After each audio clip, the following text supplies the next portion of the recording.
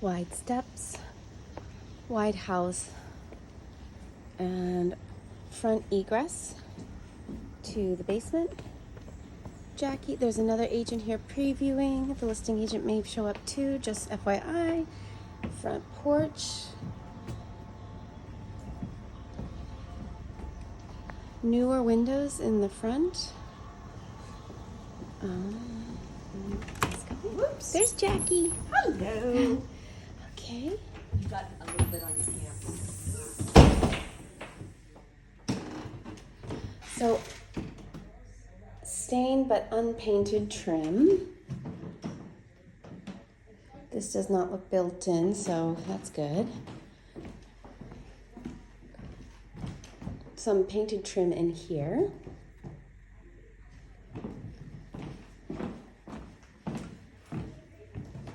There are holes in this floor where the radiator used to be. It's been removed, probably because it was too warm, but there's a radiator there, so that must suffice.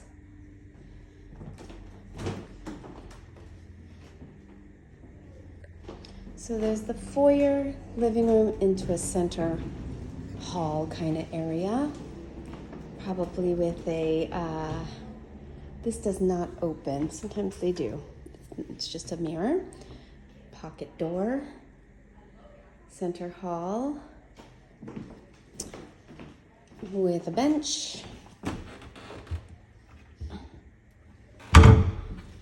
and an area then to go kind of a hall into the kitchen and down into the basement.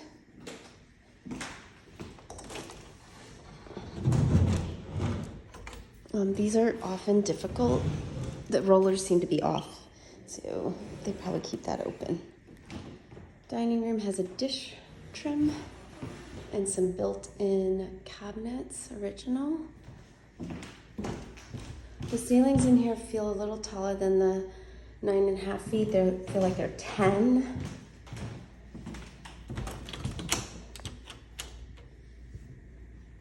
These are the original windows. You can see the roping looks to be in somewhat good condition, but I'm not able to open it, and they have storm windows behind it to make what works as a double paned window. There's central air in this house. And then this goes into the kitchen or this little breakfast room. They've made an extension of the kitchen. This kitchen was a high-end kitchen when it was put in. They have the inset cabinets. They have been painted, and they're not painted well. One thing Jackie pointed out is that the appliances are high-end. They're Thermador. They definitely look like from the 80s or early 90s, but these are a smaller size, and they do not make them in this size any longer. So if this needs to be replaced, it couldn't be with a Thermador. It might, to get standard size, you'd have to reconfigure. So at some point, this kitchen, even though it functions very well now, may need to be reconfigured or redone. There is a thermostat here. I'm not sure if that's for the heating system or the AC. There might be a couple of zones. Let's go on. Let's talk about why this house has a big limiting factor. And it is the very small backyard. That's it. There seems to be maybe a back egress through an easement or a walkway, but let's go look.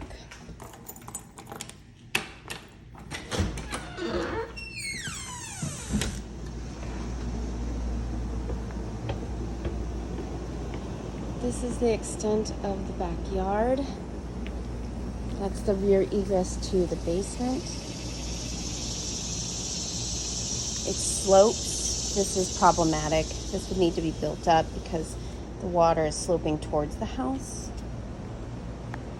They do have a copper gutter, which would indicate when they did the roof, they went high end. But it doesn't guarantee that it's in good shape. Okay, yeah. So it looks like there is an egress to a sidewalk, so you could bring in bikes this way instead of through the front. let's go back in and we'll go on up.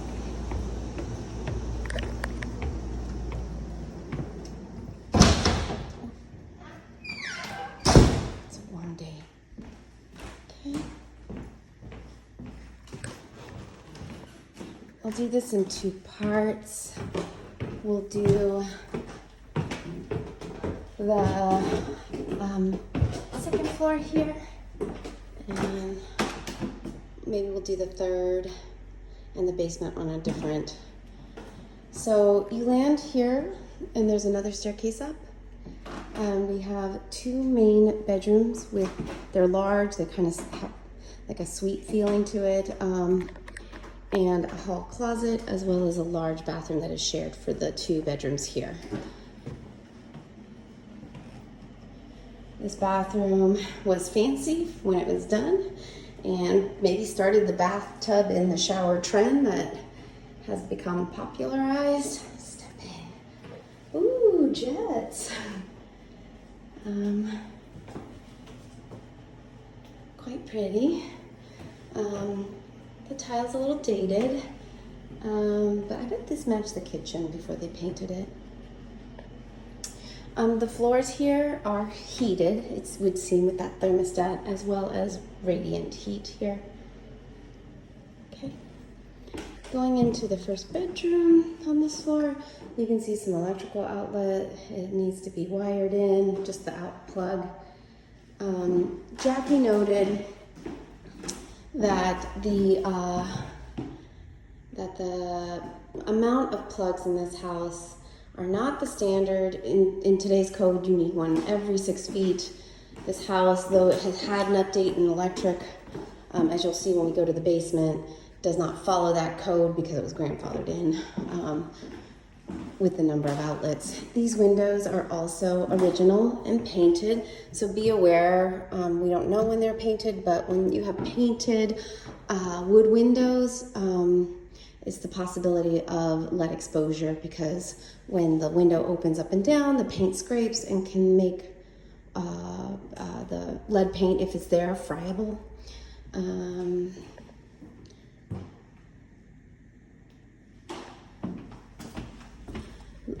as you guys have probably seen in the EPA pamphlet that we provided, that lead paint was used in lead was used in paint prior to 1978. Of course, everything in here has been painted since, and that's one of the ways you can encapsulate